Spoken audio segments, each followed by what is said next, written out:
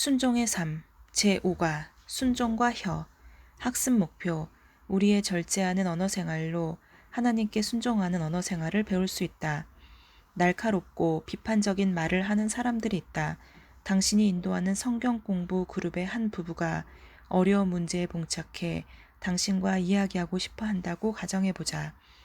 남편은 덩치가 크고 건설업에 종사하는데 하루를 거의 바깥에서 보내며 열심히 일하는 사람이다.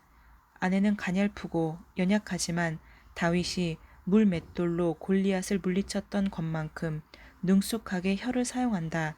곧 그 남편은 아내의 날카로운 말에 벌컥 화를 내게 된다.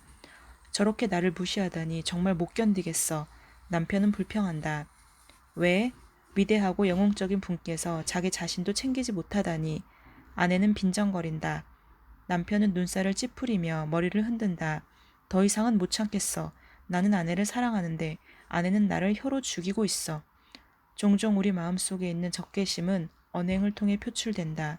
혀라는 단어는 성경의 93에 사용되었는데 그것의 파괴적인 힘에 대한 부분이 대부분이다.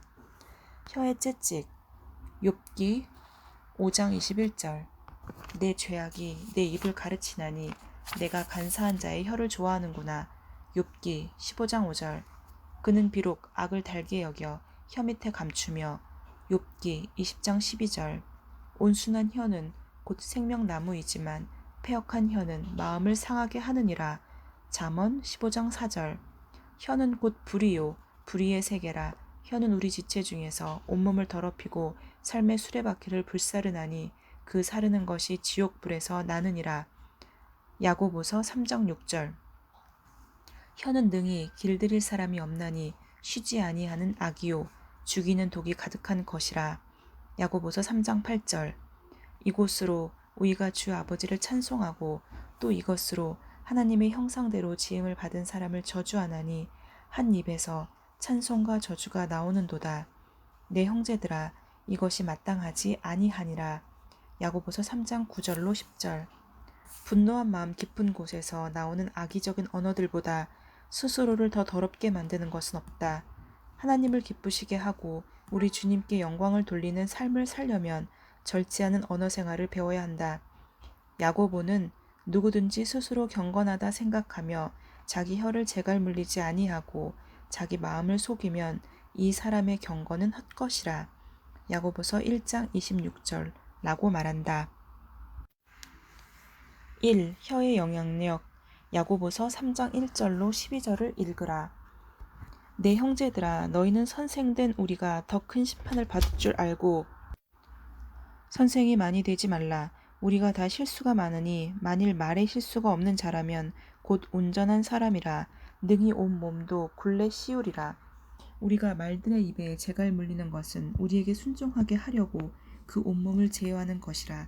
또 배를 보라. 그렇게 크고 광풍에 밀려가는 것들을 지극히 작은 키로써 사공의 뜻대로 운행하나니 이와 같이 혀도 작은 지체로 돼 큰 것을 자랑하도다. 보라 얼마나 작은 불이 얼마나 많은 나무를 태우는가. 혀는 곧 불이요 불의의 세계라.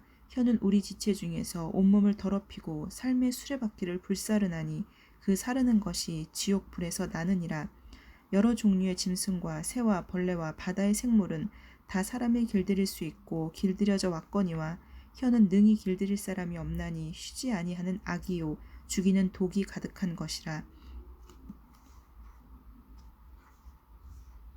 이것으로 우리가 주 아버지를 찬송하고 또 이것으로 하나님의 형상대로 지음을 받은 사람을 저주하나니 한 입에서 찬송과 저주가 나오는도다. 내 형제들아 이것이 마땅하지 아니하니라. 샘이 한 구멍으로 어찌 단물과 쓴물을 내겠느냐. 내 형제들아 어찌 무화과 나무가 감람 열매를 포도나무가 무화과를 맺겠느냐. 이와 같이 짠물이 단물을 내지 못하느니라. 아멘. 첫 번째, 우리가 성경을 충실히 공부하고 그리스도인 모임에 정기적으로 참석하여 친구들에게 그리스도를 전한다 해도 참으로 성숙한 그리스도인임을 나타내주는 다른 표지가 한 가지 있다. 그것이 무엇인가? 그것은 말에 실수가 없는 것입니다. 두 번째, 혀를 다스리면 어떤 일이 일어나는가? 혀를 다스리면 온몸을 다스릴 수 있습니다. 혀를 다스리면 우리는 불일치와 위선으로부터 피할 수 있다. 야고보서 3장 9절로 12절은 어떻게 한 사람의 혀가 그 사람의 불균형한 삶을 나타내는지 잘 보여준다. 많은 그리스도인들이 언변에 뛰어난 유창하게 기도하고 거룩한 모양으로 말하면서 그와 동시에 남을 험담하는 위선을 드러낸다. 말은 말하는 사람의 진실한 인격을 비추는 커다란 네온사인과 같다. 세 번째, 혀, 말의 위력을 비유하는 세 가지는 무엇인가? 그 비유들은 무엇을 말해주는가? 3절에서 말의 입에 물리는 재갈이라는 표현을 하였고 4절에서는 배의 키, 5절에서는 숲을 태우는 작은 불씨라고 하였습니다. 절제하지 않는 혀는 그리스도인의 모든 생활을 망쳐놓을 수 있다. 또한 혀는 큰 노력 없이도 다른 사람에게 커다란 상처를 줄 수 있다. 네 번째,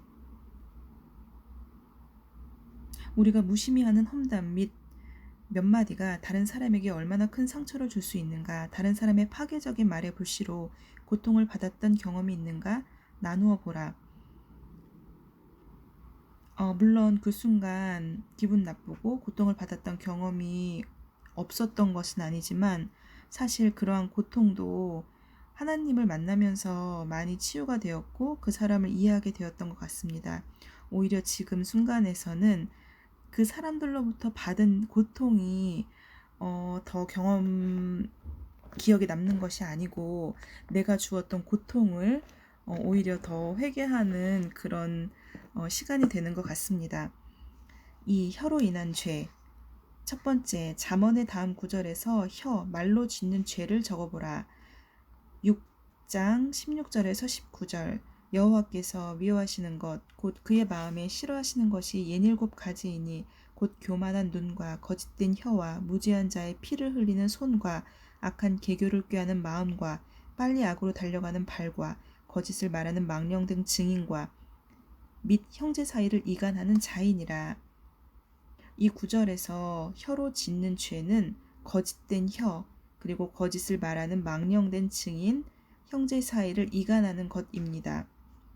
두 번째는 11장 13절에서 두루 다니며 한담하는 자는 남의 비밀을 누설하나 마음이 신실한 자는 그런 것을 숨기느니라. 두루 다니면서 남의 비밀을 누설하는 것입니다. 세 번째는 15장 1절입니다. 유순한 대답은 분노를 쉬게 하여도 과격한 말은 노를 격동하느니라. 과격한 말입니다. 네 번째는 17장 9절. 허물을 덮어주는 자는 사랑을 구하는 자요 그것을 거듭 말하는 자는 친한 벗을 이간하는 자니라. 허물을 거듭 말하는 자는 친한 벗을 이간한다고 하였습니다. 다섯 번째, 27장 2절. 타인이 너를 칭찬하게 하고 내 입으로는 하지 말며 외인이 너를 칭찬하게 하고 내 입술로는 하지 말지니라. 다섯 번째, 혀로 짓는 죄는 스스로를 칭찬하는 것입니다. 두 번째, 에베소서 4장 29절을 읽으라. 무릇 더러운 말은 너희 입 밖에도 내지 말고 오직 덕을 세우는 데 소용되는 대로 선한 말을 하여 듣는 자들에게 은혜를 끼치게 하라. 이 구절에서 말하는 입 밖에도 내지 말아야 할 더러운 말들에는 어떤 것이 있는가? 더러운 말들에는 욕, 험담, 불평, 비난하는 말, 또 조롱하는 말, 남을 정죄하는 말 등이 있습니다. 두 번째로 덕을 세우는 선한 말에는 무엇이 있는가? 칭찬, 격려, 감사의 말, 사랑의 말, 그리고 위로의 말 등이 있습니다. 3. 혀의 중요성. 마태복음 12장 33절로 37절을 읽으라. 나무도 좋고 열매도 좋다 하든지 나무도 좋지 않고 열매도 좋지 않다 하든지 하라. 그 열매로 나무를 아느니라. 독사의 자식들아 너희는 악하니 어떻게 선한 말을 할 수 있느냐. 이는 마음에 가득한 것을 입으로 말함이라. 선한 사랑은 그 쌓은 선에서 선한 것을 내고 악한 사랑은 그 쌓은 악에서 악한 것을 내느니라. 내가 너희에게 이르노니 사랑이 무슨 무익한 말을 하든지 심판날에 이에 대하여 신문을 받으리니 내 말로 의롭다함을 받고 내 말로 정죄함을 받으리라. 아멘. 첫 번째, 그리스도께서 나무와 열매로 비유로 무엇을 말씀하시고자 하는가? 좋은 나무가 좋은 열매를 맺는다고 하였습니다. 우리의 평상시의 선한 마음이 결국 우리의 입을 통해서 선한 말로 나오는 것입니다. 따라서 말은 마음의 근원, 마음의 거울입니다. 두 번째, 예수님은 이 비유를 어떻게 적용하셨는가? 마음이 악한 사람은 좋은 말을 할 수가 없다. 선한 말은 선한 마음에서 나온다고 하였습니다. 세 번째, 심판날에 우리는 하나님 앞에서 무엇을 계산하게 되는가? 우리가 말한 대로 신문 받게 될 것이다 라고 말씀하셨습니다. 우리의 말로 의롭다함을 받고 우리의 말로 정죄함을 받게 된다고 하셨습니다. 네 번째, 그리스도인이 혀를 절제할 수 있는 유일한 해결책은 무엇인가? 갈라디아서 5장 16절. 내가 이르노니 너희는 성령을 따라 행하라. 그리하면 육체의 욕심을 이루지 아니하리라. 그리스도인이 혀를 절제할 수 있는 유일한 해결책은 성령을 따라 행하는 것입니다. 오늘의 적용입니다. 이 과에서 당신에게 가장 의미 있는 것은 무엇인가? 이 과, 순종과 혀 부분을 읽으면서 많은 찔림이 되었습니다. 왜냐하면 실제로 말을 통해서 커다란 실수를 한 적은 없지만 사실 말투가 좋지 않아서 가족들, 특히 사랑하는 사람들로부터 상처를 주는 말을 제가 많이 한다는 것을 평상시에 느끼고 있기 때문에 많은 찔림이 되었고, 이 과에서 가장 의미 있는 것은 말에 실수가 없도록 차라리 어떤 경우에는 입을 굳게 닫아야 할 때가 저의 경우에는 필요하다라고 생각이 들었습니다. 특히 분노하거나 화가 날 때 상대방에게 독이 되는 말을 하는 것보다는 차라리 한 템포 심호흡하고 그리고 하나님께 기도하면서 말을 아끼는 것도 좋은 방법일 거라는 생각이 들었습니다. 그리고 또 하나는 제일 처음 부분에 두 부부에 대한 이야기가 나오는데 이 여기에서 이 부인이 남편을 어떻게 보면 빈정거리고 그리고 혀를 통해서 공격을 하는 이제 그런 것이 사실은 저의 경우에도 별반 다르지 않다는 생각을 하였고, 이 순종이 결국에는 우리의 결국에는 그것이 우리의 마음을 드러내는 거울이라는 거, 그래서 말에 좀 더 신중하고 조심해야 한다는 거를 반성하게 되었습니다. 지난 몇 주 동안 당신의 언어 사용의 태도를 생각하면서 다음 질문에 정직하게 답해보라. 내가 하나님 앞에서 고백하고 바로 잡아야 할 태도는 무엇인가? 역시 마음을 통해서 나의 말이 나오는 것인데, 특히 저의 경우에는 말의 행동, 말투가 사실은 좋지가 않아서 가족들로부터 상처를 주는 경우가 종종 있습니다.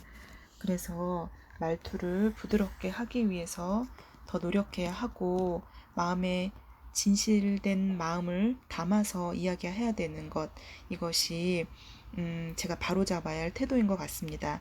오늘의 외울 말씀은 야고보서 3장 2절.